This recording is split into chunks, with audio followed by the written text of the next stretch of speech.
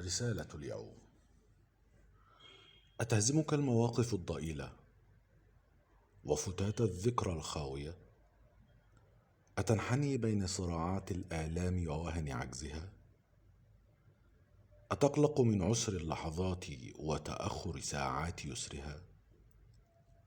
فكيف كل ذلك ولك رب أكبر يعلم سرك ونجوى قلبك، يرى كل ما تهشم في روحك من كلمات ومواقف وأتعاب، وأنت تمضي جاهدا لإخفائه، ساعيا لجبره، متمثلا الصمود في كل مرة.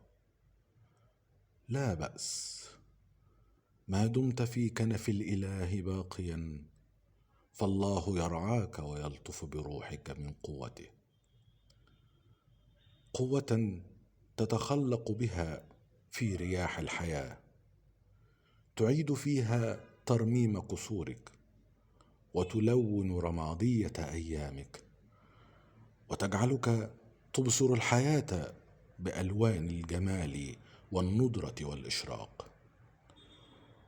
مهما أضناك التعب وسئمت من الوقوف وحيدا، تجر همسك الخفي وحرقتك الدفينة، لا ضير عليك، فالله ناصرك ومعينك، ولن يكلفك فوق طاقتك وتحملك.